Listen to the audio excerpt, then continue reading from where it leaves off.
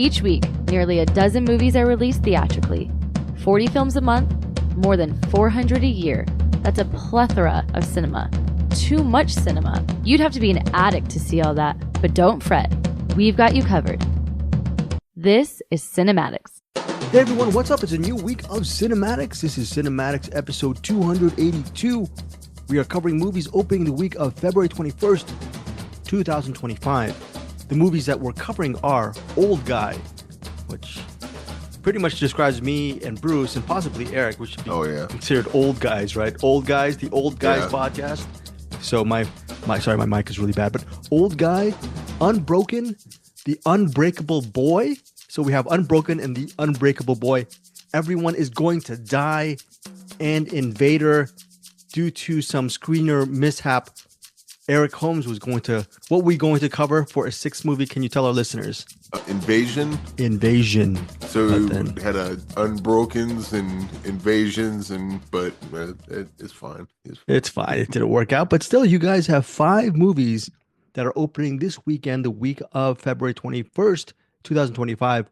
That's what we do on CinemAddicts. We spotlight movies that maybe are not the big spotlights for that weekend. We give you alternate indie-driven movies that are maybe outside the norm or are going to digital on demand or playing in small theaters, things that you might miss upon first glance. And then Bruce and Eric, we try to, what do we try to do? We just dig and we look for the little gems in the dirt. Is that what we're doing? Trying to throw some. Yeah, we like to see what movies are off the beaten path, which takes a bit of magic, a magic mind, you might say. Very good, Eric Holmes. I apologize again. I haven't talked to the good folks at Magic Mind. You've been at it for the last month with these gummies. Yeah. Are you almost finished with the gummies now? Oh, I am. I ran out the other day. I'm sorry. I just wanted to bring it up again. Oh, do you miss the gummies? Do you miss the gummies from Magic Mind? Were they a help during your busy work day? Yeah. They actually saved my ass the other day. Because I didn't get much sleep, and I just if I'm not mentally there at Skybox when I'm working in the kitchen, not that big of a deal because I just work in the kitchen by myself. That's a big deal. That's a big responsibility, Eric. Well, I'm saying I can get away with it at Skybox. I can't get away with it when I'm running karaoke because I'm hosting a karaoke night, so I got to be mentally there. Right. And I didn't get much sleep, and then I went in and I was like, I'm not going to do that. I took 4 of the Magic Minds, and it wasn't great, but it got me through. Well, thank you to Magic Mind for helping Eric Holmes. And that was the last of it too. I'm like, thank God. Well, I'm going to hit up the Magic Mind crew, see if maybe they can sport you stuff, because you've been just for the heck of it. I think you can get it at Sprouts. And so I think Monday I'm going to swing by Sprouts and see what Magic Minds they got. Hopefully they got those little tincture things. So I'll probably buy them out of whatever they got there, and then just spend them on taking shots of Magic Mind. Oh, that's very good. Eric Holmes is a great.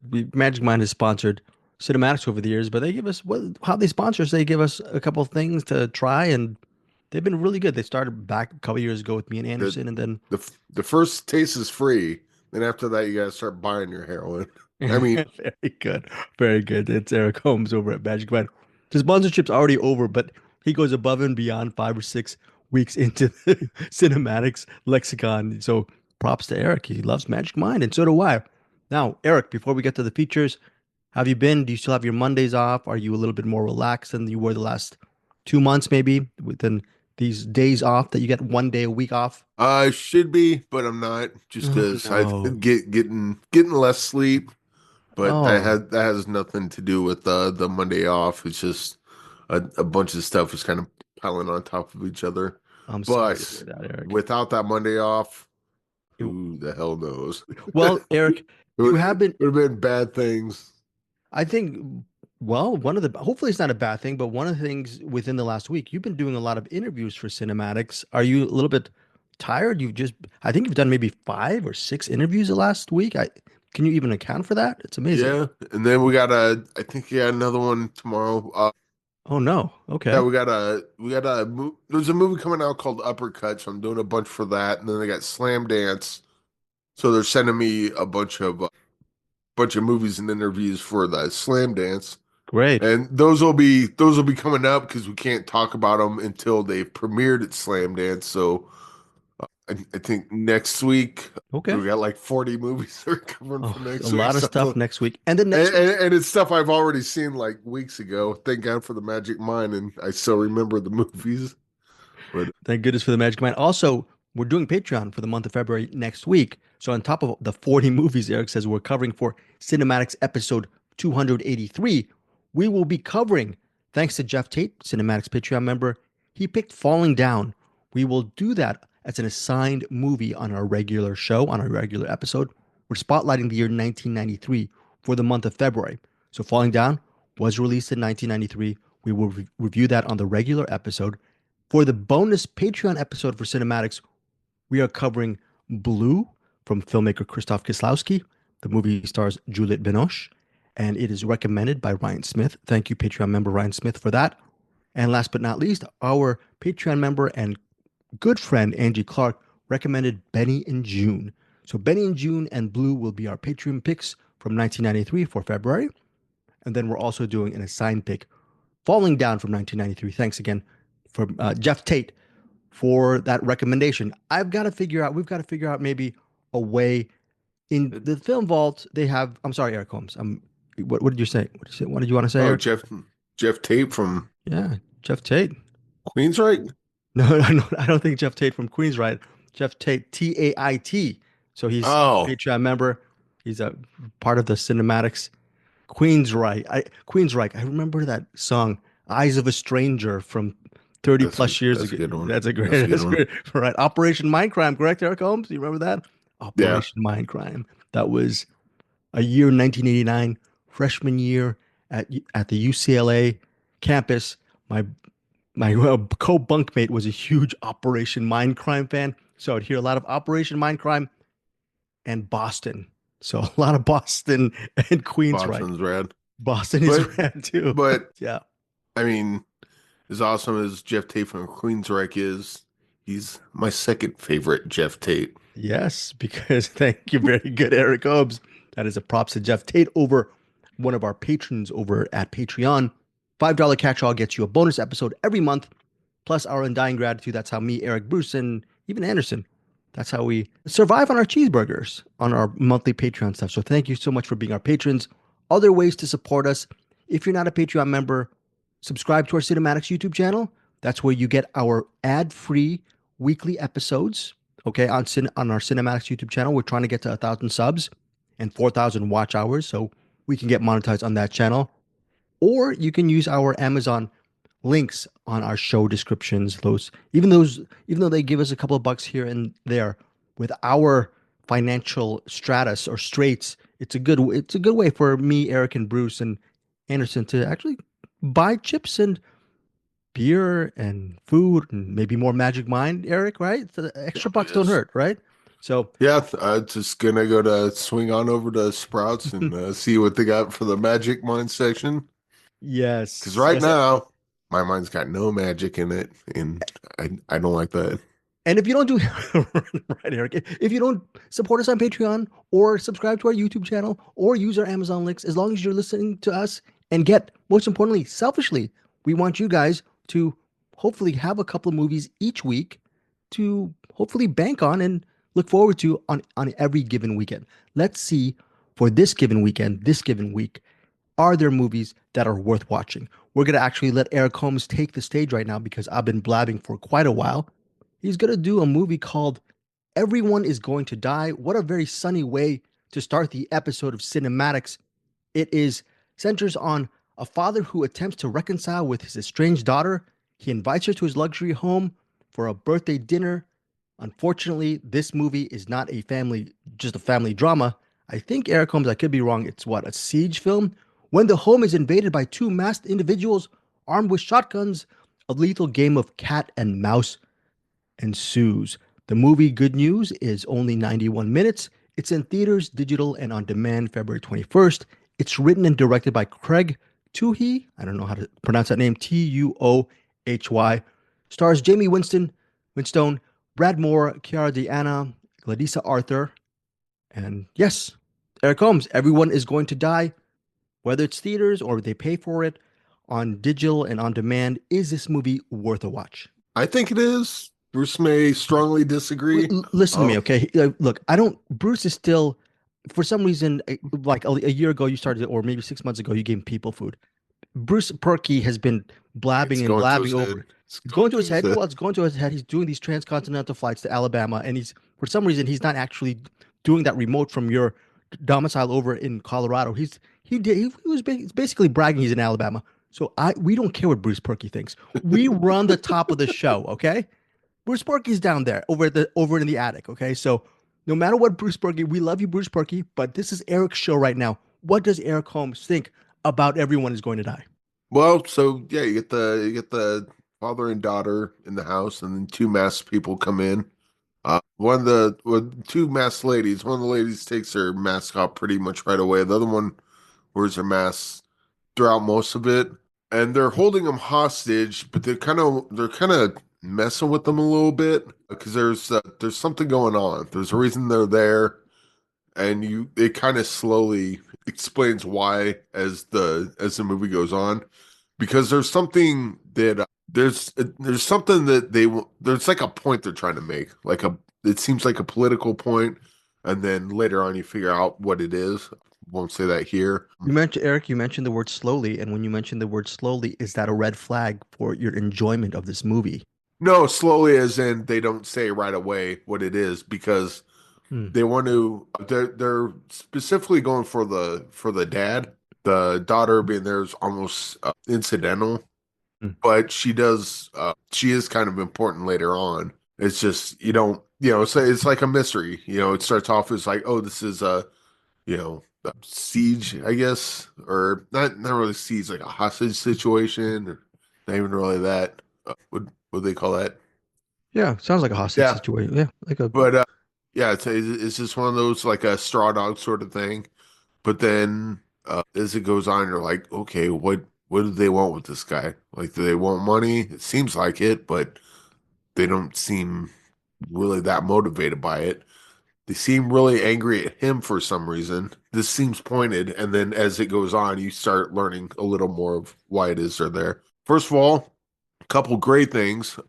They're both masked when they come in, but one of the ladies takes her mask off almost immediately. The other one wears her mask the whole time, and her head does tilt a couple times, but it tilts in like a natural way. She doesn't do. Right. Okay. Yeah. There's not that mug. Cinematic tilt. Yes. Anytime you have someone with a mask, they always their neck gets a little seesaw and wobbly for some reason. Right. Exactly. Hers does not in this. So Good. Points for that. Number two, this biggest point. There's a scene towards the end where they put on some music, and that music is "Take This Bottle" by Faith No More. And you like that group, correct? Like, no. Love, absolutely. Usually if you have Faith No More in a movie, it's either epic or We Care a Lot. And this was Take This Bottle. I don't think I could be wrong. I don't think you hear much from the album King for a Day.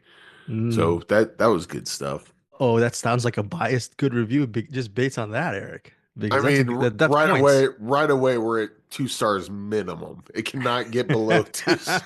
Okay, right. But now I didn't listen to Bruce's review, but I did hear his spoiler thing. Mm-hmm. And does he do a good job on the spoilers? Yeah, I think it's weird because I agree with a lot of what he says. Okay. I just disagree with what comes from it, because I still like this movie. I wasn't quite at Bruce. Okay, I'm glad you like it. Where Bruce was kind of angry about where it ended up. Yes. I was just kind of confused more than anything. All right. You're confused by the end of this movie a little bit. Yeah. And that's not a good thing. That's not a good thing, not for you, but for the movie. Maybe it's too oblique for some. And so that has to be subtraction points for you.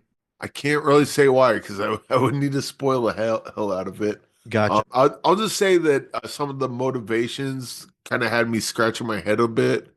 And then as me and Bruce kind of talked it out over the messenger thing, a lot of it started coming together a little bit. So it was just Okay. one of those like I think I finally got it. It just took a while for me to get there. But All right. yeah, what starts off as just kind of a regular, siege movie kind of turns into something else a little more than that. Okay. From my perspective, it was a bit confusing, but overall, I think kind of was the siege plus, plus a little bit more. But I think with Bruce's take, and I disagree with his take, but I see where he's coming from, and kind of, I respect where he's coming from. I don't respect where he's coming from personally. So Of course you don't. of course. But I could see it's one of those like I'm not going on that journey with you, but I understand how you got there. Okay. Now, speaking of this journey, everyone is going to die. People will ask you, Eric, I want a violent movie. I want a movie that scares me. Yes. So, No. yes, it's violent. Yes, it's violent. No, it's not scary. Okay. I want to. Okay. All right. Good. Good to know. So, everyone is going to die in theaters, digital, on demand, February 21st. What is your rating and final thoughts on this I movie? mean, it's the least amount it could possibly get is two. And I think I was already kind of at 3 stars, but I don't want to give this 5 stars because that's way too high. But we'll go four. Four. Okay, Yeah, four is an excellent we'll rating. go What four made this? stars on this. What made this a really so? This was very. It's a 4-star movie because it executed overall as a genre piece. Just kind of if you saw The Strangers, I did not, but I know what it's about. it's kind of one of those. I think I like this a bit more than The Strangers, but it's got that kind of feel to it, and it's got that little extra, and it's really unfortunate because they can't talk about a bunch of this because it spoils it. I mean, But okay, the, look. the name of the movie is Everyone is Going to Die, which also now that I think of it confuses me. Okay, all right, all But right, yeah, okay. Everyone I is going to die, though. You said confused you in certain sections, including the third act, the conclusion. That did not. it confused me because like I guess maybe it's expectations because I expect the thing to go this route and it went this route instead. I'm like, okay, we're going that route. And then I start thinking about it. I'm like, but why? Like that. So they're going this route, and I don't understand why they chose this or why they chose that or why the characters are doing this or the motivations are that. And it's not till later where I reflect on it a bit. I'm like, oh yeah, I guess that kind of makes sense, and I can make kind of sense of this. But I'm just saying it's interesting. I'm not questioning your 4-star rating. oh yeah, I'm just saying it's interesting that with all these question marks, you still ended up giving it a 4-star film. So it's definitely worth a watch. So well for me it is. For Bruce, it is not. So that's the thing. I don't know what side people are going to land on when they watch okay. this. So maybe it's a not a recommend or not a don't recommend, but you might want to just check it out and see for yourself, which I Oh. guess is probably the most kind of interesting recommend. It's not a recommend. It's not a not recommend. It's a here it is. It's like, well, now I gotta watch and see what he's talking about. So that is Everyone is Going to Die Again. Theaters in digital and on demand on Friday, February 21st. Eric Holmes gave it 4 stars. If you want to hear a completely different alternate review, diametrically opposed review, opposite side of the coin kind of thing, go check out Bruce Purkey's review in maybe 20 minutes, 25 minutes while he's over at the Cinem-Attic.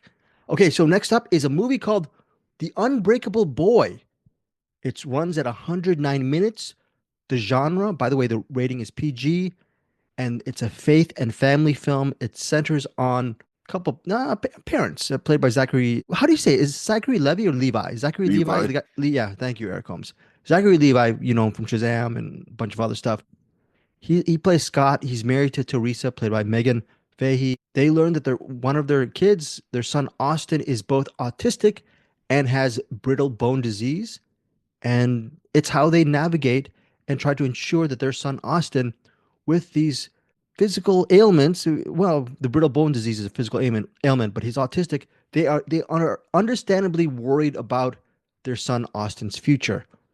A lot of the movie deals with Austin's journey, and the great thing about Austin is he has a positive outlook. He's all about making friends, and he's very empathetic. Scott, played by Zachary Levi or Levy? Levi? Eric Holmes, is it Levi? Levi. Yeah. Sorry. Zachary It's a Levi. 501 Blues. Yes, thank you. 501 Blues Levi. Zachary Levi. He has his own problems, and a lot of his problems pretty much show their face throughout this narrative. Ultimately, The Unbreakable Boy centers on the overall life and journey of this family. They start off at one really high level of achievement. They have a nice home, everything seems great, perfect family. But then again, with Austin's autism and brittle bone disease, along with Scott's bouts of, I can't say really well, I don't want to give away what he goes through in the middle of this movie, but there's a lot of challenges within this family. You get to see a lot of the challenges of this family in The Unbreakable Boy. If you love family movies, it's a faith-driven narrative. Also have to mention Drew Powell. He has a very memorable role as the imaginary friend of Scott. So it's a good, solid family movie that I think people will upscale the rating, because if people who really love these faith-based movies, it should definitely be completely for them. For me, I'm neither here nor there. A movie's a movie to me. Being Catholic, I don't mind the God and faith and prayer element to The Unbreakable Boy. Obviously, some people will, and some people will even like it more than me, right? For me, The Unbreakable Boy, solid performances from Zachary Levi and Megan Fahey, as well as the actor. I'm going to look up his name. The actor who plays Austin, he's fantastic in this. 109 minutes, rated PG. I really enjoyed this movie. I thought it was really well done. The acting's good. It's a sweet movie, and it has its share of heartache and heartbreak. And yeah, 3.5 stars for me for The Unbreakable Boy. Worth a watch if you like, again, this type of genre, and I really loved watching these people go to work. So that is The Unbreakable Boy. Next up is a movie called Unbroken. Unbroken is a documentary film that, even though it says a 2023 documentary film, I interviewed the director of Unbroken. Her name is Beth Lane. And the documentary premiered in 2023, but 2 years later, now 2025, present day, the movie will make its premiere on February 21st here stateside in theaters.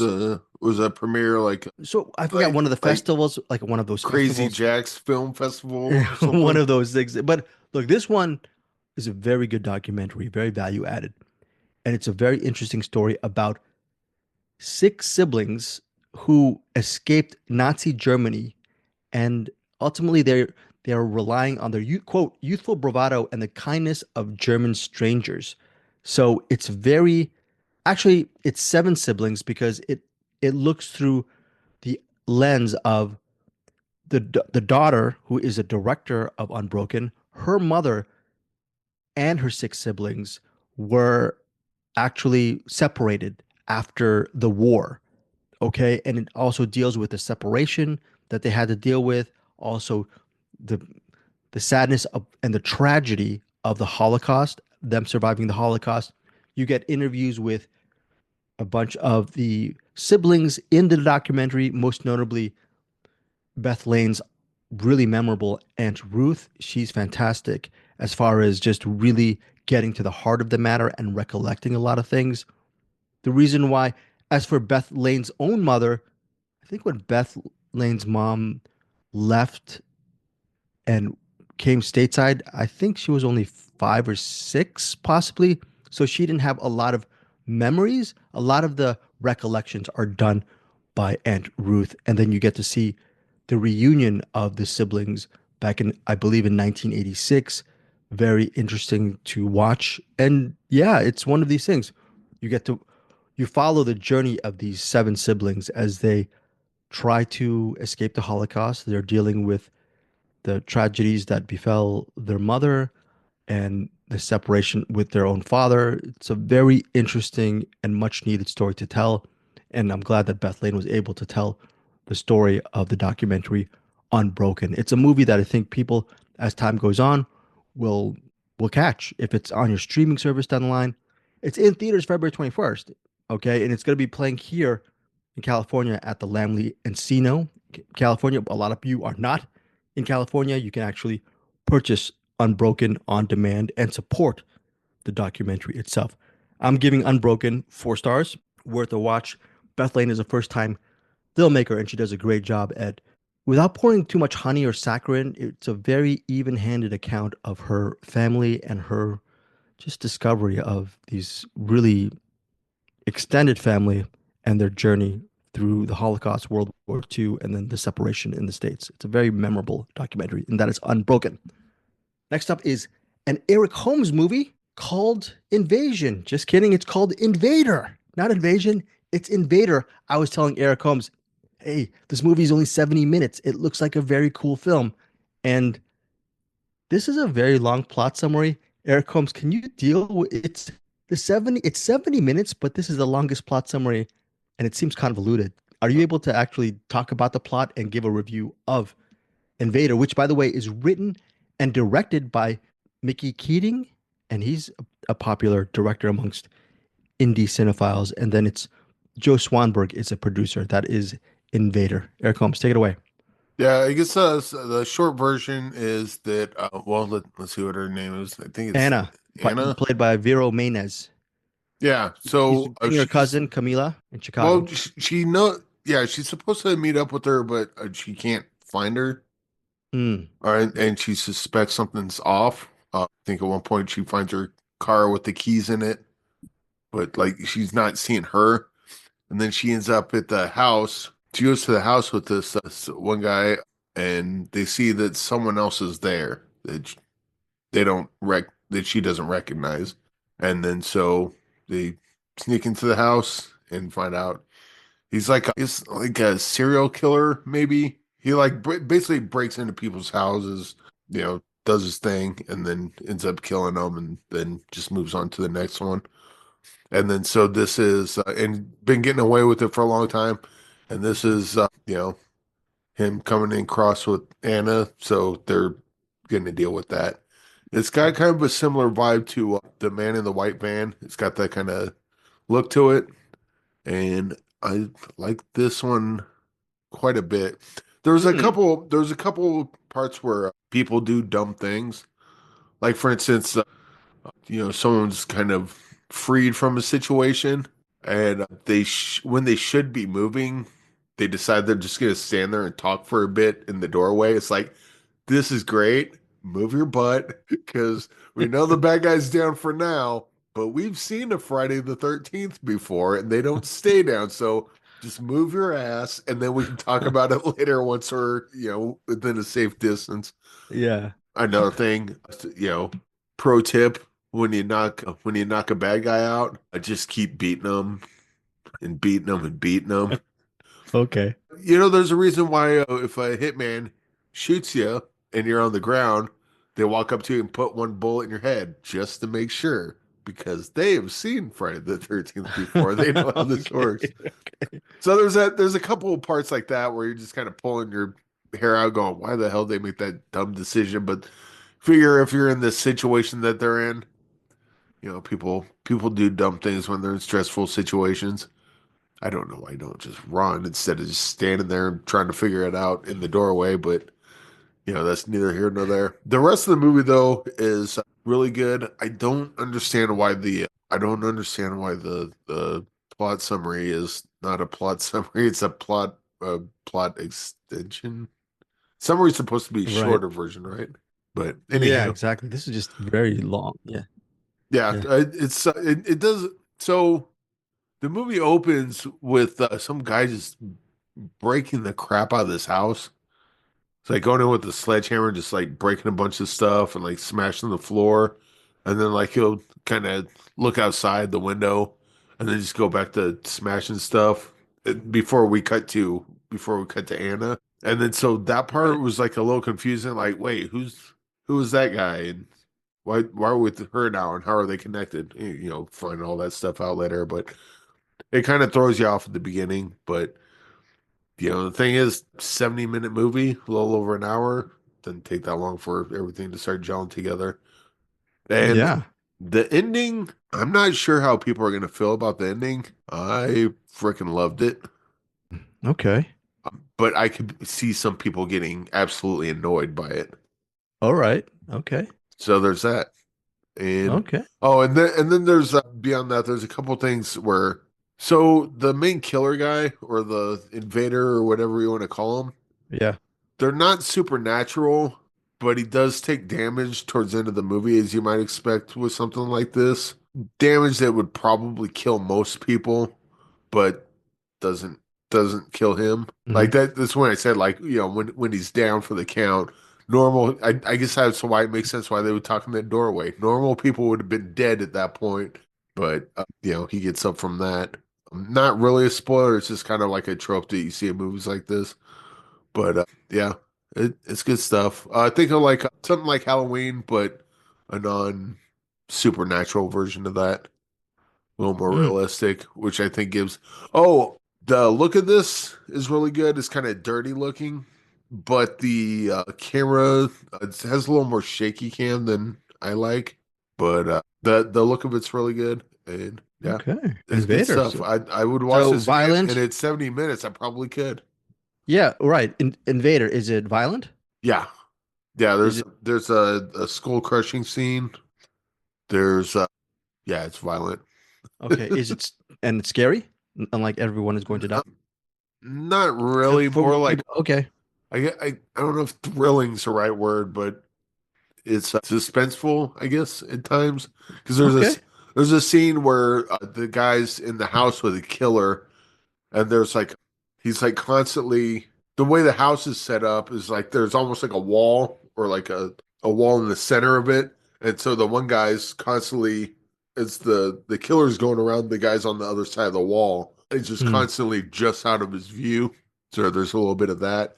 And then there's also a couple Hmm. times where the camera will kind of the character's trying to see what's going on, but the camera can get there.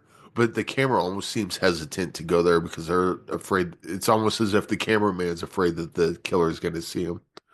So that's kind Okay. of Cool. that kind of works out to pretty good effect. But yeah, Okay. that's good stuff. What is your rating on Invader? Again, it's a film by Mickey Keating, produced by Joe Swanberg. I will give this 4.5. Yeah, Four and a half four and a stars half. from Eric Holmes. I don't know why I don't go 5 stars because I would totally watch it. You know what? If they had Faith No More on the soundtrack, I'd probably go 5 stars on this. But yeah, I don't know. It's not pushing it over the edge. It's just I Four and a half guess is just great. That's a great rating, Eric. yeah. But it's like when you go 4.5, it's like why not 5? I'm like I'm trying to think of why not 5, but I don't know why not 5. But it's just it's like I don't know. Maybe if I saw it again or something. But yeah, at 70 minutes, you probably watch Hmm. this 2, 3 times the time I it guess takes you to watch The Brutalist. I guess me and Bruce are missing out on Invader. I wonder if Bruce Purkey would also enjoy Invader if he I'm had time to kind watch. of curious to what Bruce, because like I thought Bruce might have liked the Man in the White Van, Yeah. but he didn't. But I think the reason he didn't like that is because the the time that the main story takes place is like everything else is in the past. So Right. like the way it's set up or Hmm. structured is kind of confusing, I guess, or can be. Right. So I think that was Right. part of it, Yeah. but this doesn't have that. It's just pretty straightforward. Except the beginning's a little throws you off a little bit, but other than that, it's pretty straightforward. Okay, so you can catch Invader in select theaters Friday, February 21st, which is a good thing. And then on digital, you can catch it March 25th. Hopefully, when March comes around, Eric Holmes will I remind you guys to possibly getting on digital. Yes, Eric. I would say if you can watch this in theaters, do that. But it sounds like that's going to be tough to do. Although the shaky cam maybe throw you off in the theater, but I think the look and tone of it might work best for a theater if you can do it. Okay. Last, If you got to drive 3 hours to get to the theater, maybe not. But still worth it if you're close. Okay, that is. I'm actually excited. I have to see that. There's so many movies I have to see. I have to still see Into the Deep or In the Deep, Into the Deep, Into the Deep. yeah, And then I still have to see Invader per Eric Holmes' recommendation. Our last movie for this episode is Old Guy. It centers on an aging hitman played by Christoph Waltz. He is forced to train a young prodigy. That prodigy is played by Cooper Hoffman. You know him as the son of Philip Seymour Hoffman. and he was in the PTA film for some reason. Oh, What was that PTA film set in the valley? I licorice forget. pizza. Licorice Pizza. Thank you, Eric Holmes. So the aging hitman, he's trying to be a mentor to the young prodigy. Problem is, the hitman doesn't want to be the mentor, and I think a lot of old guy centers on the push and pull of their relationship. Now, ultimately, these two people, the mentor and the mentee, the young prodigy, they realize they might be double crossed by either their own boss or maybe a rival crew. And what happens is ultimately the hitman and his young prodigy have to band together to keep their survival and make it to through another day. Lucy Liu also stars in the movie as a close friend of that aforementioned aging hitman. Christopher Waltz is pretty cool in this movie because he plays a guy who's in his early 60s. He's stuck in the 1990s and he should be probably retiring by now because he's not as good as he used to be. He doesn't want to come to grips with that. He doesn't want to come to grips with just spending the rest of his days being a mentor. He still wants to go out, not with a bang, but he still wants to go out and kill people as a hitman. Well, All right. great. And yeah, His hand doesn't work too good, so he can't come to grips with anything. right, exactly. It's a very good Eric Holmes rim shot on that. And then Lucy Liu has an interesting relationship with the hitman. They are pretty much best of friends, but are they possibly a couple? You'll figure that out by the end of Old Guy. The movie is directed capably, by the way, by Simon West, who Eric Holmes interviewed last week. Simon West, you might know him from his previous works, Con Air and The Expendables 2. It hits theaters and digital February 21st. Eric Holmes, Old Guy, we both enjoyed interviewing Simon West. How does the movie work as a whole? I think it's pretty fun. It's pretty light. Basically, you're just watching Christoph Waltz have fun and be a hitman. Lucy Liu, I guess she's in it a bit. I kind of wish she had a little more to do, Agreed. but Yeah. for her character was serviceable for what that character needed to be. It just didn't go above and beyond. And if you got an actor like Lucy Liu, you might want to give their character a little more than what she was relegated to. Yeah. Cooper Hoffman, I wasn't familiar with him until you just said it, and I'm like, oh, okay. But he was really good in this. The opening scene at the restaurant, Dance. Oh, okay, that right. that did a really great job of kind of showing who Christoph Waltz is, because Right. There. throughout much of the Yes. throughout much of the movie, you just see him as a substance abuser. He's a partier and kind of pays more attention to that than he does his job as a hitman. So Yeah, being sort of a able to watch him, philanderer. He likes to yeah. So hook being up with able to girls all the watch time. him Yeah. kind of on the job, and not the Mm, typical job, but like that job kind of just landed in his lap last minute. And so when the guy comes in and he's like shot, like you get to see how he operates, and it's like, oh wow, he's pretty good. But then when you see him actually on a hit, you see that he's kind of sloppy and not quite all there. So they did a really good job with him. There's And also a good sequence, which we're not going to spoil too much. Sorry, Eric. Between Christoph Waltz and Cooper Hoffman, they're on a job, and it's a very tough job that they have to do.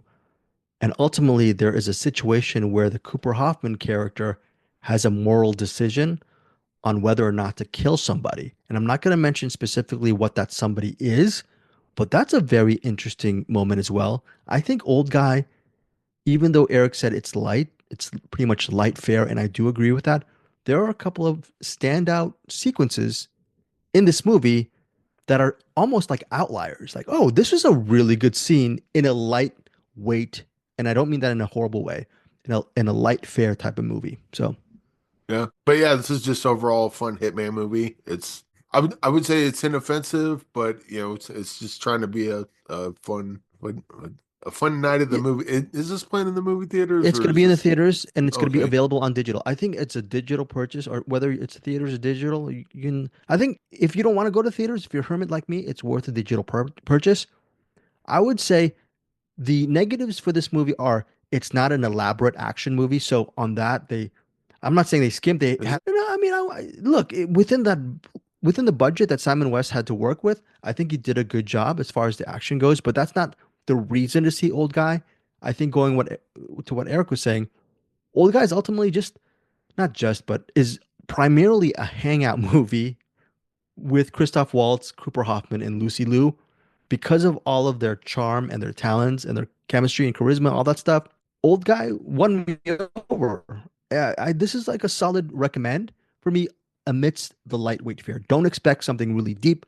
I'm giving Old Guy 3.5 stars. What about you, Eric Holmes? I think I'm in the same position. Again, the my only real knock against it is that I wish Lucy Liu had a bigger part other than love interest or possible love interest. I wish she had more, more. Her character were written more or more depth in her character. Not that the movie Fair. has to be deep, not the character, but I think the character should have some depth to it. I think Lucy Liu was just kind of there to be Christoph Waltz's girlfriend, which is Lucy Liu. You don't get an actor like that for that role. Right. But There was a couple of moments where they tried to expand her role, but I think, to your point, Eric, maybe they're working within the confines of a 90 or 95-minute movie. But I do yeah. agree, there should have been more Lucy Liu. There should have been. All that said, since it's playing in theaters, I don't know if people do this, but I'll usually go to whatever the first showing of the day is, buy a ticket for that, and then once that's out, see what other movies playing, buy a ticket for basically spend the whole day at the movie theater, and then just go from one Mm, movie to the next. This would be like usually the way the timing works out, you can usually get through like 3 movies in a day, sometimes 4 if they got a real late showing of something and the timing works out, but usually you're down to 3 movies a day. This would be a good second one. So whatever the first right. movie is, and then use this one to decompress a bit before you go for your big, like, either heavy bummer or whatever the last one's gonna be. It feels like a good second movie of that. Yeah, I agree. I agree. Okay, so that's 3.5 for you, Eric, for this one? For Yeah, we'll go 3.5 on this. Okay, 3.5 stars for me and Eric for Old Guy. That's a great recommendation, Eric. This should be the second movie on your all-day guide or all-day journey of watching movies. I haven't done that in years. Again, I barely leave the house. I'm sure Eric's done that a lot more times than me. It, Would be it's been it's been a couple of Yeah. months, but now that I got Mondays off, I might have to find a Monday where I just wake up early and go to the theater and do that. It has been a while. It hadn't been a while since I've been to the theater, but it's been a while since I've been able to do it to that extent. Okay. Yeah, those are fun days at the movies. I wish I should do that one of these days again. I bet you Bruce Purkey did not like Old Guy. Listen to his review as well over at the Cinematic on this episode, and who knows? Do you think Bruce Purkey enjoyed Old Guy, or do you think he gave it a bad review? I think he would think it's fine. Okay, Like cool. he's not mad at it, but he doesn't love it. So, Yeah. right. If I had to guess, I'd say 2.5, 3 stars, somewhere in there. Okay. Okay, cool. So that is our review of Old Guy. That is it for this cinematics. We've done what, 5 movies, 5+ movies. Oh, by the way, One Night in Tokyo. I was telling people, please go purchase this movie on digital, on demand. It's worth it. I really love this movie. Eric Holmes, a week after, you gave One Night in Tokyo 5 stars. Does it still hold? Do you still think about that movie? Still a very Oh solid yeah, movie. yeah, Yeah, yeah. I yeah, kind of want to watch it again. I suppose I yeah, can now. yeah, yeah. Well, oh, yeah. Did you buy it? Actually, Buy it. I'm going to once we're done here, but I was going to talk to you about that. But yeah, I Okay, I cool. I will have it on digital and not have any time to actually watch it again, but will really want. But at least you'll have it in your library. Okay, Yeah. so again, our buddy Angie Clark, she said this about One Night in Tokyo. She actually took our recommendation. She said, quote, so many movies are loud and busy. One Night in Tokyo was just so quiet and perfect, focused on people talking and connecting. We need more of that. I wish Angie Clark was actually either me or Eric Holmes because she just did a great job at reviewing One Night in Tokyo. But it was 5 stars for Agreed. Eric Holmes, 4.5 stars for me. Yeah, Angie Clark, we love you very much. And I So, bet Angie anyways, Clark didn't even need Magic Mind. Her mind's that perfect already. yeah, I totally agree. Okay, so we are done. Next up is the cinematic with Bruce Purkey. Eric Holmes, you want to say a couple of final things before you get out of here? Yeah, next week we got 40 Watts from Nowhere, Complicated, Falling Down, Rats, Uppercut. I'd probably another 12 movies I'm not thinking of at the moment, but and I Crazy. got a ton of interviews coming up. Most of them from Uppercut. I think we got like I did 3 of those already, and I got a Three, fourth one four. coming up tomorrow. Wow. So Oh my. We Gosh, may very just good. have. I don't want to put words in your mouth, but we may just have a uppercut episode. Maybe we just do the interview for Okay. or the review of uppercut, and we just throw in all the interviews on it, and it'll just be an uppercut episode. But Yeah, I can't say sounds what I good to think of the me. movie because And it's embargoed. But keep an eye out right, for well, uppercut. We'll just say that. Uppercut is a knockout movie. It doesn't pull its punches. Right. So Eric It got me and punched drunk. It's punch drunk. Yeah. Stay in the ring and watch. Uppercut. This one took it in the chin. Oh, So, hey, Uppercut is 10 rounds of fun. 10 rounds of fun cinema. Anyway, so Mama said knock you out. Mama said knock you out. out. Very good. On that note, here is Bruce Purkey. But before we get to Bruce, here's Claire. Bye, everybody. Thank you for joining Cinematic. Welcome to the Cinematic Attic of Cinema. Welcome to the Cinematic. Here we are again. Believe it or not, it's snowing here in Alabama. It doesn't happen very often. Now you might say, Bruce, how are you in Alabama? Because aren't you in the attic of Eric's place? And isn't Eric in Colorado? Don't worry your pretty little heads about that logic. We have one of those Lynchian, like, I don't know, dimensional portals or something going on. Maybe, because I have a closet that goes into the Black Lodge and then comes out the other side into the attic. So, dang, I gave away how I get out of the attic. Anyway, I think he's already given up on trying to keep me there all the time anyway. All right, what do we have for this week? I don't have a ton of screeners. I do have a couple. I have Old Guy, which I believe all of us are going to talk about. You probably already heard the other two discuss. I also have a movie called Everyone is Going to Die. I'll mention why that's weird that the title is Everyone is Going to Die, because that's okay. Well, we'll get to that. And then I've got, as far as recommends go, things that you can get in a more streamable fashion easier. I've got the Oscar nominated feature documentary from this year called Black Box Diaries. I also have a Oscar nominated film. I think it's for, is it best? No, I don't know if it's best picture. I forget what it's nominated for, but it has some nominations. I know that. That is A Different Man. And then I might, if I have time for it, get to Twin Peaks The Return, the entire season, and I'll do a very quick review. I have an idea. Instead of an actual full-on review, I might do a best way to consume on that one. Okay, now we are going to start. So I'm putting down notes as we speak here. We're going to start with Old Guy. All right, Old Guy, directed by Simon West, starring Christoph Waltz as Danny Dolinsky, because they always call him Dolinsky in this movie, the titular old guy. We also have as Anata Lucy Liu, which I haven't seen Lucy Liu for a while. And then we have as Wilborg. Wilborg? I don't know if I wrote his name down wrong. My notes are always bad. You got to go to IMDb. Don't believe me. Believe me about the movie. Don't believe me about the names I give you. Cooper Hoffman. Probably recognize all these names. At least the first two. Cooper Hoffman might be still kind of new to you, but he's been around for a bit. Been doing some stuff. And Cooper Hoffman is Philip Seymour Hoffman's kid, I do believe. Yes, I think. And I can't remember. Was it Cooper Hoffman that played in the last movie by PTA? I think it was. I can't honestly remember. What was that?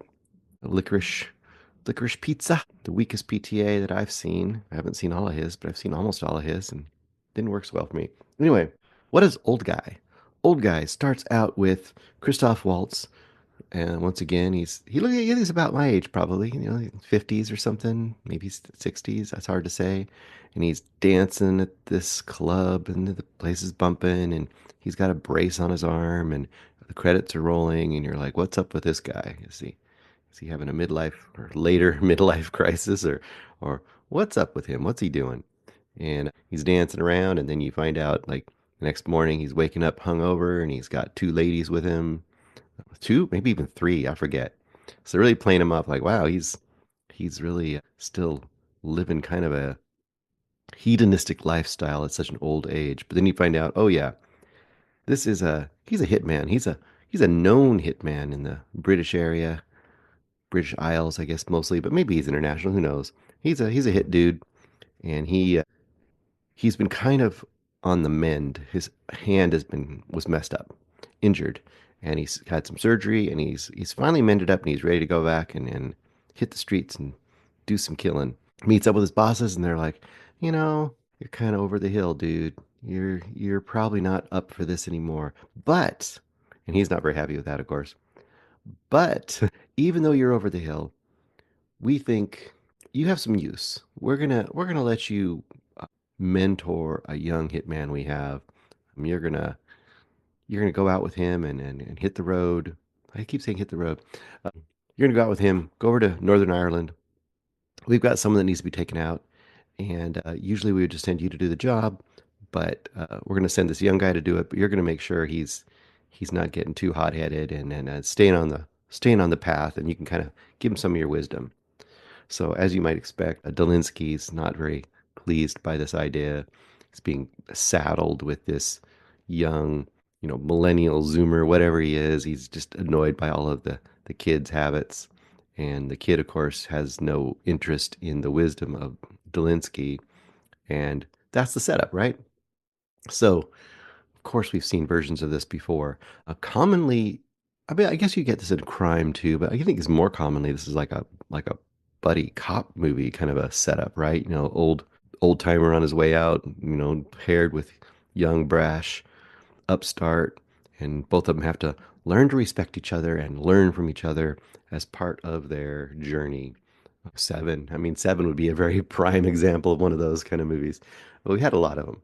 But the question is it a good movie? Oh, so and then in their path, they also end up bringing Lucy Liu along, and she's a long time kind of not really a colleague per se, but someone an acquaintance of Dolinsky. Dolinsky's known her forever, and it's weird they bring her along though, but it doesn't matter. Anyway, so it sets it up as this kind of thing you've seen before, but this could be a lot of fun. What are they going to do? It's going to be quirky characters and quirky situations, sort of comedic, but sort of dramatic. Kind of the territory you get in Tarantino movies a lot. And you're kind of thinking it's all about the characters with this, right? It's like Lebowski or something, right? Any kind of a movie where, or like in Tarantino, like, when Pulp Fiction, the beginning of Pulp Fiction, the two hitmen going along doing stuff. It's about the interactions and the characters and all that are going to really drive you forward in a movie like this. Usually it's not going to be too action based, although there be some suspense and action, as part of the hits. Obviously there's danger there. And who are the people they are hitting? Are they gonna cause them danger as well? Is someone being set up or double crossed? Maybe. Okay, that's the setup. How well does it work? Surprisingly, for me, not great. And I was ready for this movie. I went into it and I was like, this is going to be cool. This is going to be fun. It's not going to probably be, the top film of the year, but this is going to be just a good, solid meat and potatoes, fun sort of comedy action sort of a buddy movie. And I guess the problem is this. It's weird. I like all these actors, and this is a movie that kind of proves to me that even though a great actor can definitely improve or save a movie, a lot of times what makes a great actor is a great script and a great director.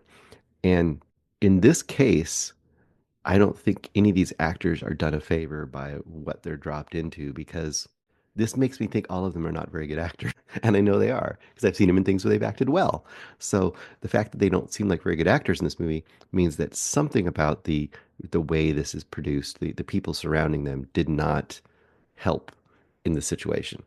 And the biggest thing I get out of this movie is, like I said, I want to see great interactions and quirky dialogue and really good characters. And I feel like for how much time you spend with these characters and how basically few characters there are, mostly you're with Dolinsky and the kid, with some Lucy Liu in here. The fact that you're with them such a great amount of time for the runtime of the movie, the fact that I really didn't care about them very much and the characters weren't very interesting was the disappointing part for this movie. For example, Lucy Liu's character is there, and she hardly has anything to do. Like, I literally don't know why she's there. In fact, I think in the movie, the only reason she's there is because she always wanted to visit Ireland. So he brings her along, but she has no point of being there other than like they've been longtime friends and maybe love interests. I don't know. That was kind of weird. The other part of it is, this is the biggest problem for me is, so you have these two going on a series of missions. So the question would be this, right? You would expect to see the kid doing the hits, but getting out of control and messing things up, and then Delinsky having to like, show him the way so he becomes better at his job and a little less hot-headed, and therefore the kid learning respect, and vice versa. Old man learning like, hey, I can learn a few new tricks from this young kid. But instead, it's like Delinsky just kind of wants to do stuff because he doesn't want to be retired yet, even though his hand isn't really letting him do the job like he used to. So that kind of becomes the whole story in a lot of ways. And the kid is always shown as being good at his job and never really seems to learn anything. So it's kind of like the kid doesn't need to be there because he's not a very interesting character otherwise. They kind of give him quirks to try to make him an interesting character, but I don't think he is. Like one of his character traits is that he has a toy car as a pendant around his neck because it was one of the only things he has when he was a little kid. And it's like, okay, let's get in more of a story. Come on, let's go more with this. Last but not least, the biggest problem I have with this, in a movie like this, if you're going to have a series of hits, the hits should have a suspense or a tension or an energy to them. This movie definitely is lacking in energy. It just kind of sits there. It kind of just ambles along, which once again, I'd be okay with if the characters were super engaging and it was that kind of a hangout movie. But the characters aren't super engaging, so I'm like, okay, cool. The hits are going to be really fun and weird. But I swear, for how great of a he's like a name hitman, right? People hear his name, they don't know who he is, but people who know the hitman game and they hear Dolinsky, they're like, "Oh, Dolinsky." That's like kind of the response you're supposed to get. He's terrible at his job. And I'm not saying because physically he can't do it. He's terrible. Like there's a scene where they have to go into a hit and they're supposed to get in a boat, like a little raft, go because they're supposed to get to the water side of this house. That's supposed to be the way they can approach this house and sneak up on it, right? Okay, I guess that makes sense. Well, the tide is out, so it's literally a giant tide flat that goes, I don't know, thousands of yards. So they just walk across the tide flats towards the house. Not only does it make no sense, I don't know how that is making them sneak up on the house because someone would see them, walking slowly towards their house for, what, an hour. Plus, it doesn't seem like while coming from that side of the house made any different because there's a yard on that side of the house. So whatever side they come to, they're coming through a yard. It first of all just logically made no sense. And then multiple times in this movie, this experienced and fantastic hitman has somebody dead to rights, or the bad guy has one of them dead to rights, and they do that great tropey thing where they just pause and then they have to have a conversation or start a conversation. And of course, that allows the other person that's in the sights to get away or get a shot off. Makes no sense. There's even a suspenseful scene where a character is using a ironing board as a shield. And you think, okay, that could be kind of an interesting, cool, improvised, armament, right? A way to, safeguard themselves from the gunshots. But that only works if you're really like nimble and smart about it. But the fact that the person doing that just literally is holding this ironing board in front of themselves, walking straight forward slowly, and the other person that's going to shoot at them only shoots at the ironing board, not their feet or their legs or anything, as the person slowly advances, and the person shooting at them just keeps shooting at the ironing board until they run out of bullets, and then just kind of dumb, stands there in a dumb stupor. I don't know if that's redundant, dumb stupor. Just kind of stands there waiting to get shot now. Stuff like that. You gotta have a little more oomph to a movie like this. If you're not gonna have the characters, you gotta have the action. And I think it kind of failed on both fronts. So unfortunately, I'm only at 2 stars on this. It was kind of a disappointment for me. And this is not my kind of movie usually, but this seemed like it could have been, and it just wasn't. Okay, next up, we've got Everyone is Going to Die by Craig Toohey. Now, why did I say that name is kind of wrong? Well, they make a point of using the song over the credits. A good song. It's a cool song. Weird song. It's Everybody is Gonna Die by Church of the Cosmic Skull. And they play the same song over the closing credits. And I'm like, okay, you're obviously, naming it after the song, Everybody is Gonna Die. So why do you name the movie Everyone is Gonna Die? I don't know. They just decided to do that. Anyway, that's a weird thing to be annoyed by, but it really caught my attention. Because I remember listening, I was listening to the song, like, isn't this song Everybody is Gonna Die? And then I looked at the title and it's like, why is this movie called this? Anyway, a basic setup here. You've got, all right, let's get their names here. You've got Daniel, played by Brad Moore, Imogen, his daughter, played by Gledson Arthur, and you've got the two characters of comedy and tragedy, and that should go like, what? Comedy and tragedy. Played by Jamie Winstone, and tragedies played by Chiara Diana. Now, Chiara Diana like struck a little note in my head, like, why do I know that name, Chiara Diana? That's a name I've heard before. She was one of the two main characters in The Duke of Burgundy, which I have mentioned before and we've watched before. A really cool movie. Go back and check it out if you haven't checked out The Duke of Burgundy. Interesting movie for sure. I forget the name of that director, but that director's done a lot of cool stuff. He's done a Barbarian sound system and that other movie that's really cool. It's gonna drive me crazy. I can't come up with the names right now. Sorry, guys. Anyway, this is not that. This is Everyone's Going to Die. You've got a really basic setup here, right? You've got this main dude, Daniel. He's probably about, late 40s, whatever. He starts out and he's got a woman with one arm tied to the bed. They've obviously had a night of passion. She's a younger woman. He's in his house. It looks like it was a drunken night. He wakes her up and says, hey, get out of the house. I'm done. Get out. So you get the image right out of the gate. This guy's like a kind of a womanizer, kind of just, he's living in this super fancy kind of country house, but very modern architectural style country house. Looks to have money. You get the feeling really quickly he is kind of a pig to women and seems to like bring a lot of women over. And the movie starts with basically his daughter showing up for her birthday and she's turning 16. That is Imogen. Imogen shows up. And of course she even sees signs that he's had a woman around and you can kind of see she's just like, she's kind of disappointed with her dad, and her dad obviously is kind of not a great dad either. You kind of get that feeling really quickly.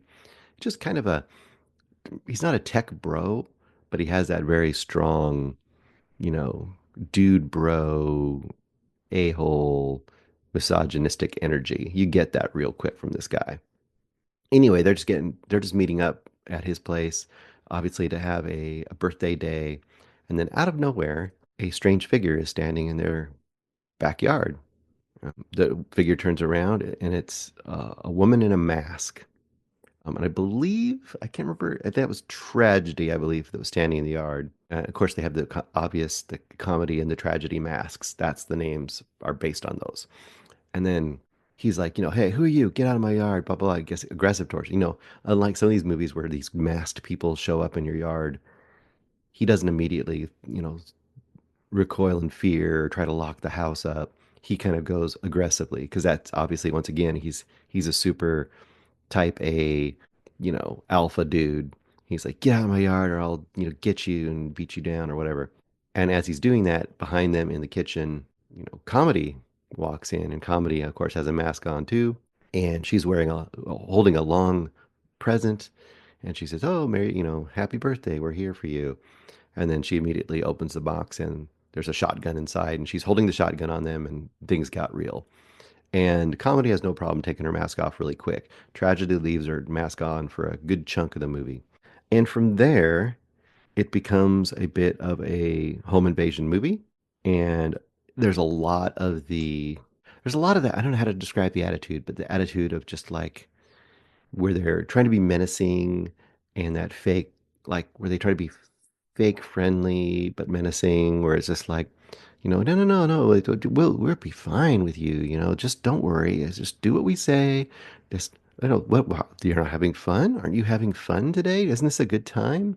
So kind of the thing that you see like really played up in something like Funny Games, and it becomes sinister, but here it's pretty tropey, and you've seen a lot of versions of this. So what would make this movie unique is you get an idea really quickly that in home invasion that's occurring is not random. This is not a house they just picked, and it's also not just because he's rich.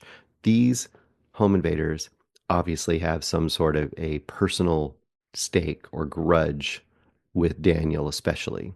And And that's about all I want to say as far as like why they're doing it and what they're doing as far as that goes. I would just say the basic thing is, okay, I'm definitely down for a disturbing home invasion kind of movie if it's done right. And it doesn't have to be, I mean, a lot of times you'll say like, oh, like it just make you feel terrible, or it's like, really horrible feeling. It's a really amoral, like I said, disturbing, which that's not necessarily bad if it's done well. Like I said, you've got funny games, you've got The Strangers, the original Strangers. There's movies like this that can be done and maybe aren't fun watches, but I think they're really effective, and I could believe some of them are really good. Even to some degree, not Last House on the Left, and Hills Have Eyes. Not really home invasions, like a campsite, camper invasion, I guess, but same idea. It can be really disturbing to some and just amoral. But to me, I think it works on a kind of a visceral level. Now, for some people, this might also work on that visceral level because there's a more of a revenge aspect to it. And once again, I'm not going to give away exactly why what's going on goes on, but it gets revealed as the movie goes. What didn't work for me was that if it was just a revenge on him and what he is and why he's doing it, I guess it would be mildly effective and okay. It still wouldn't be great in my book, but it would be okay. First of all, this movie's under 90 minutes. There's a plus. The thing that I think doesn't work for me, though, is that his daughter's involved. And there's a point where they're trying to kind of point of the movie isn't really for him to learn a lesson as much as for his daughter to learn who he really is and what kind of a person he really is. And I think she already kind of knows who he is. You get the feeling pretty early on that she's not happy with her dad. You see signs that she's a cutter. So she's obviously, emotionally, and physically scarred by some things. So you get an idea that she's not a super happy person, probably. So the fact that she needs to be really, really shown what her dad is one thing, I suppose. But even worse, the way they decide to kind of illustrate to the daughter how bad her dad is so abusive and scarring when what they're doing to her that they become as bad, if not worse, than he is.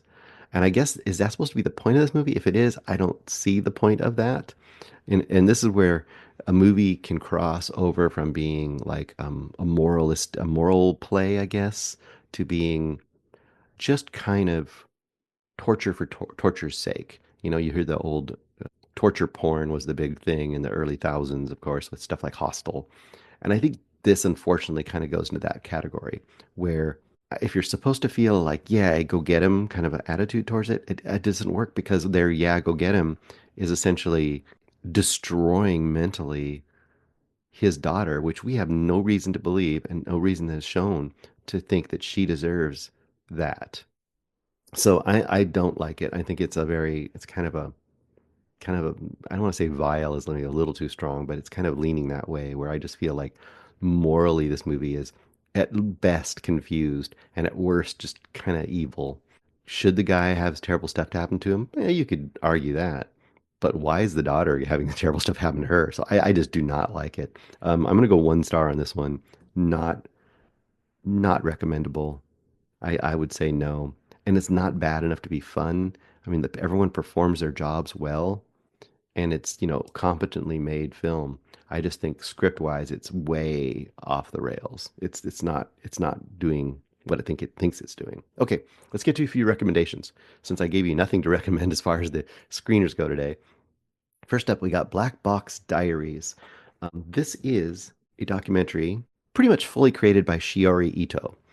And this is a supplement to her book, Black Box. And she wrote this book. Oh boy, I didn't write the dates down. It was like 2019, somewhere in that range, 2018. Basically, in the era of Me Too, she is kind of the Japanese equivalent of that because it was rising up worldwide to some degree. But in her case, in Japan, I mean, being very, very traditionally very, I want to say misogynistic, but definitely a lot of, there's a lot of men and women interactions that are verging on problematic, and she was right at the forefront of that kind of coming out. what happened is, and this is on Paramount Plus, by the way, and it's up for Best Documentary this year. It's probably not my most favorite documentary of the year, but I would say it's very good.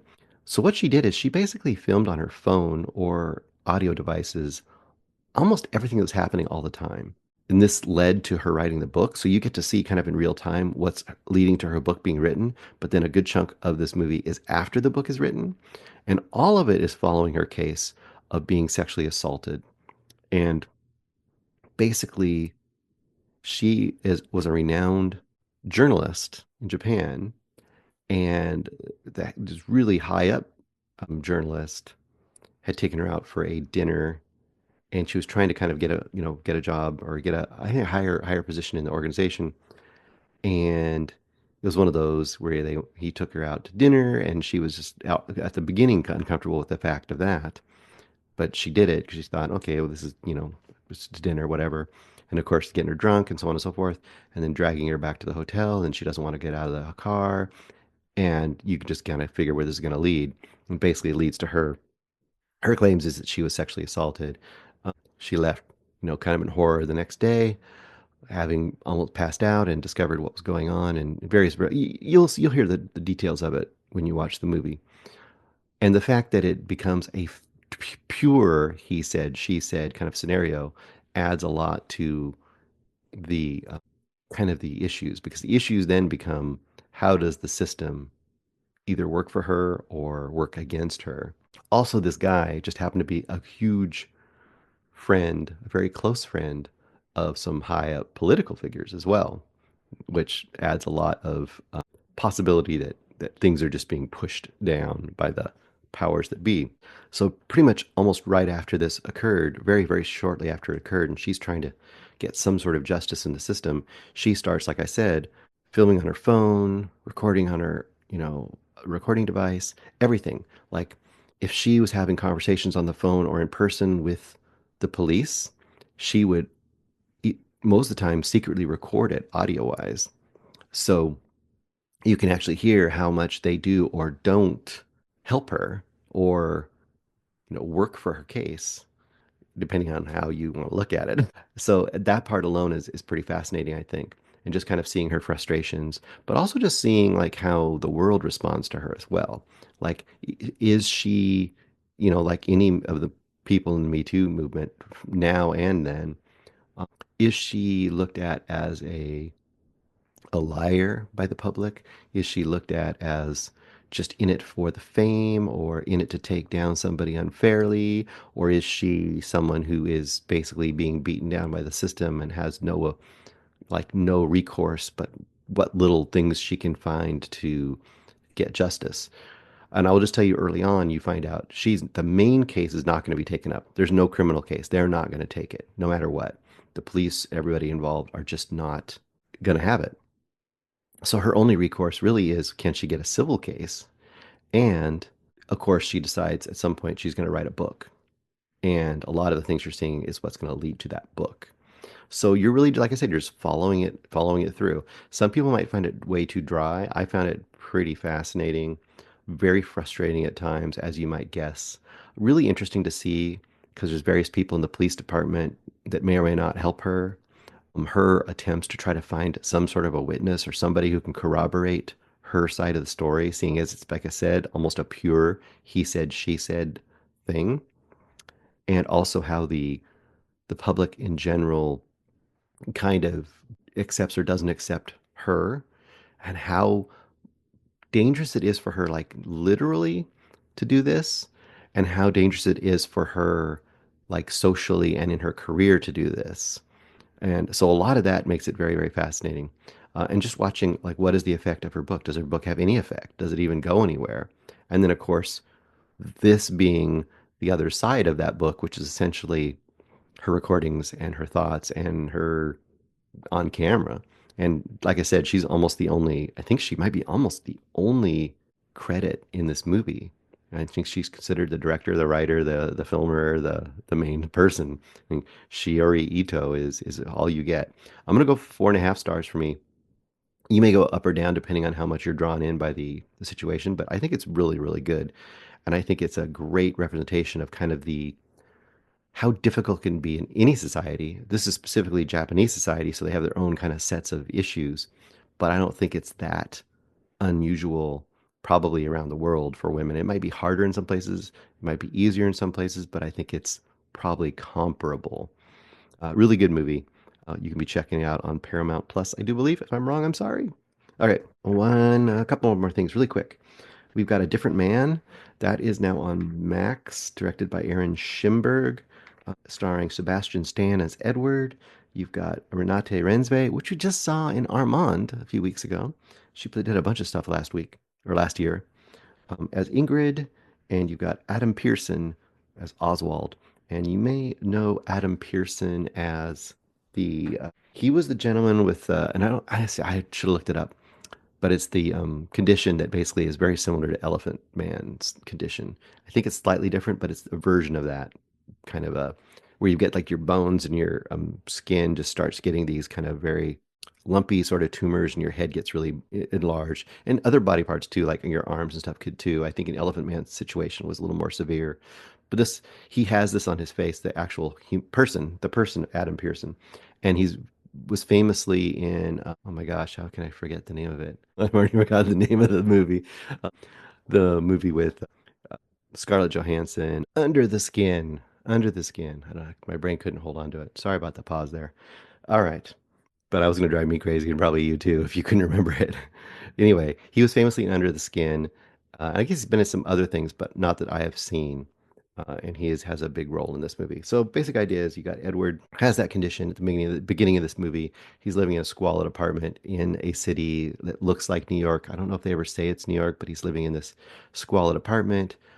Ingrid moves into the apartment next door, and this is one of those classic old building, walls are paper thin, a lot of like people coming and going, and people might bang on the floor because you're walking too loudly, and you might bang on the ceiling because kid is screaming or whatever, that kind of a setting.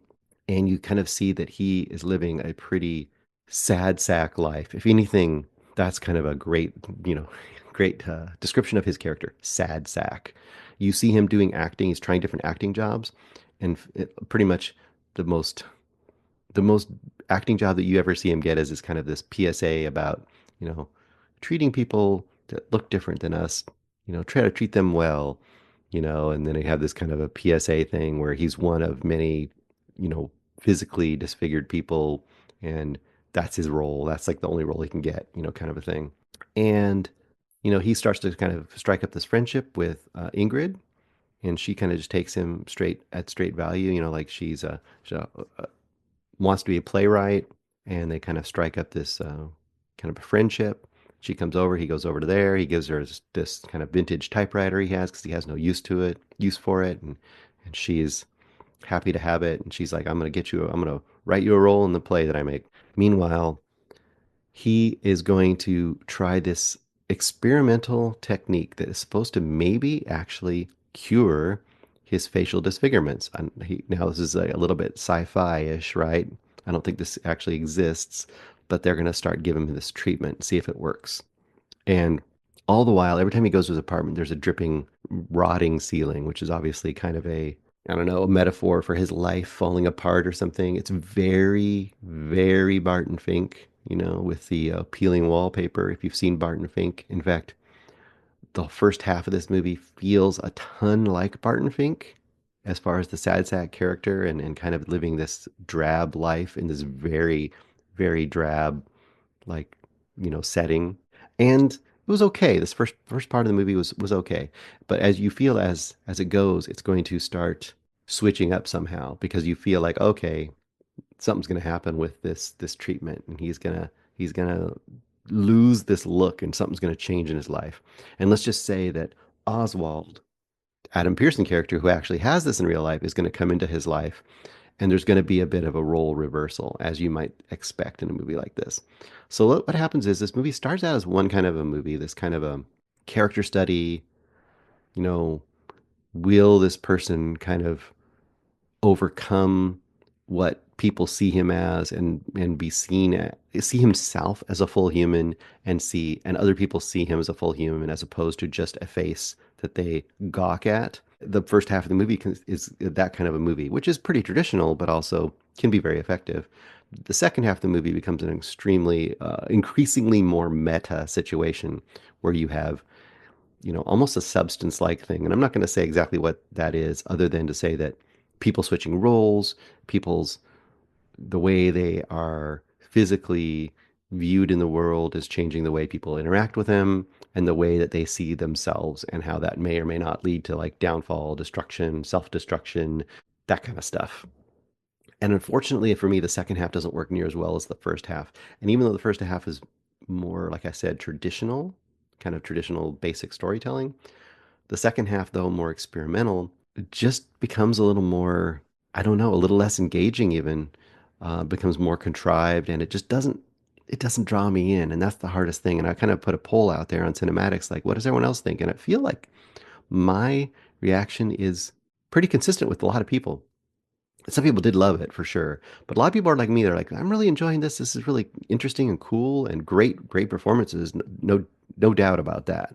But it just kind of, it was left wanting, almost like it got so in love with its conceit that the characters just weren't fully realized in some way. And as much as I love Sebastian Stan's character, I just didn't grab me. It's like a famous one would be Elephant Man, right? Like the Elephant Man will make you cry. If it doesn't, one of the most famously tear-inducing movies you can see, and it's beautiful and it's touching and it's poignant and it's horrifying in some ways, and it's just all about humanity and man and treating each other like you know human beings.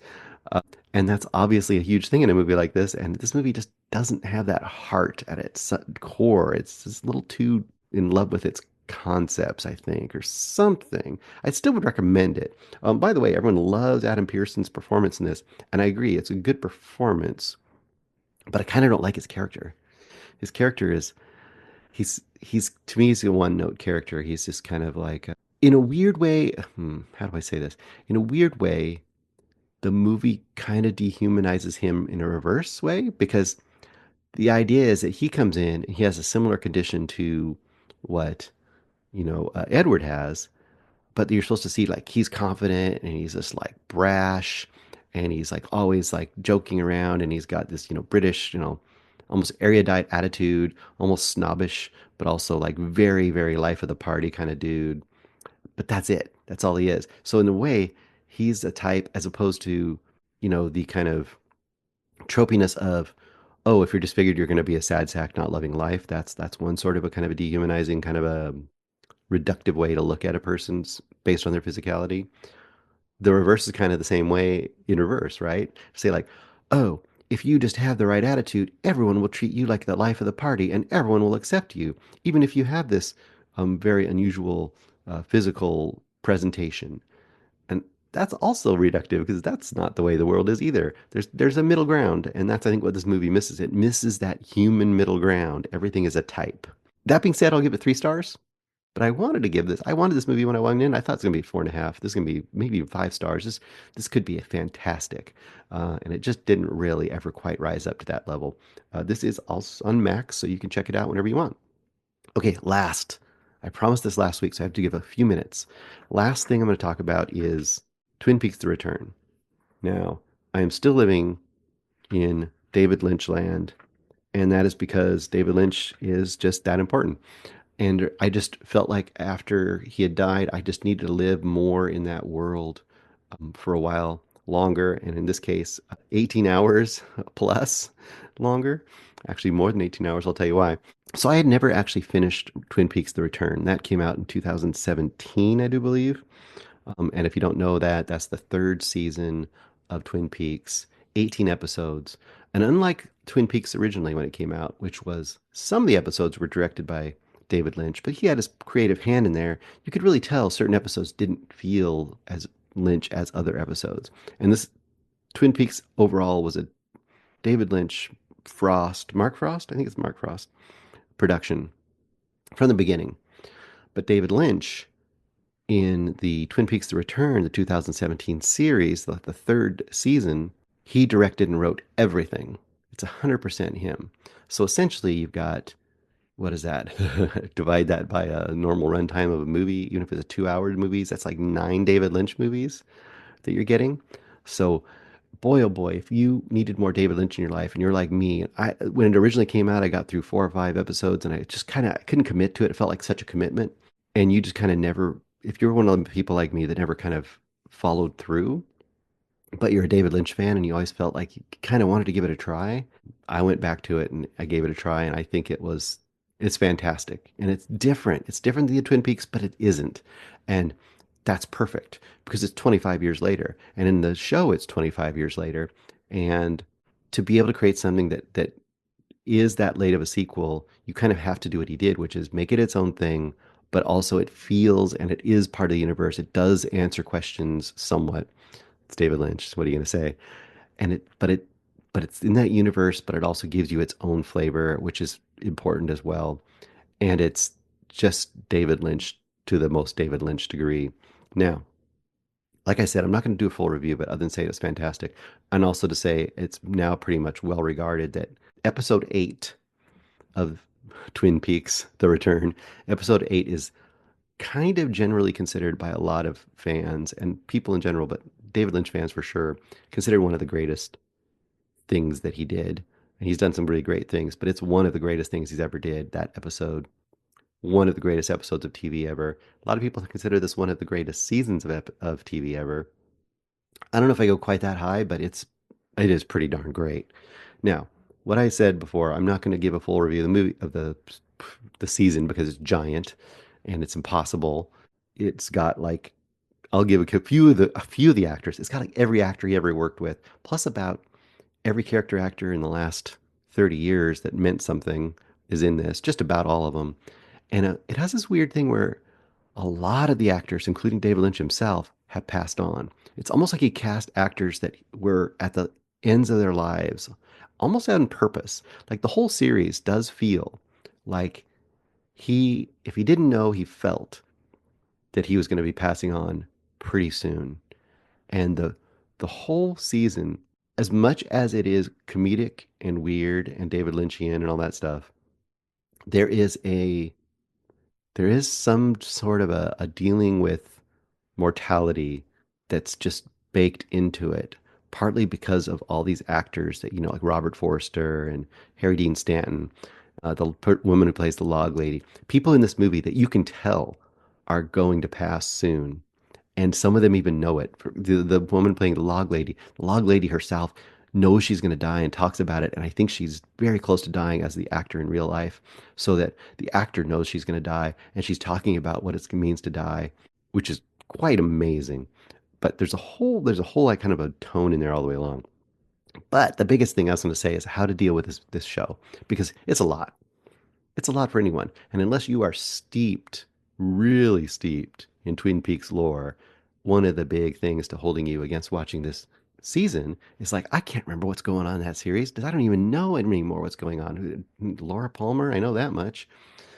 But you'll be like, what the heck am I supposed to do with this? Well, what I did, and I think is a great way to approach it, is at the time the series was made, there were a ton of different YouTube channels and various places that would do the weekly review and reaction and explanation of the episode they just watched. And I would advise finding one of those that did every episode and reacted to it in real time. That's what I did.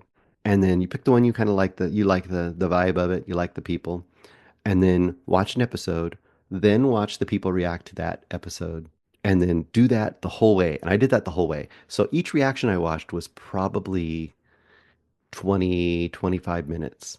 And a lot of them and they were steeped in it. So the people I was watching would know, like, oh, maybe that thing is from this, and it means that because that character did this back in the original series. So you get, as you're going, you kind of get an ongoing commentary on what these things were and what happened in the original series, enough to keep you back up to date where you're at.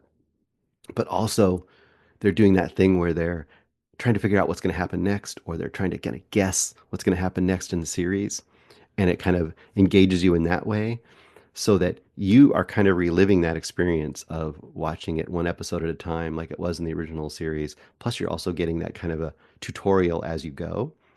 I found that to be really fun. Now, that might sound crazy to some people, but I thought it was a great idea. So that's my advice: is if you're going to watch Twin Peaks: Return, watch an episode, then watch a ongoing recap of that episode for each episode all the way to the end. So in my case, that meant I ended up probably spending not 18 hours. If I spent about half the time, each episode's about 55 minutes. I spent almost 30 minutes on each episode watching a recap.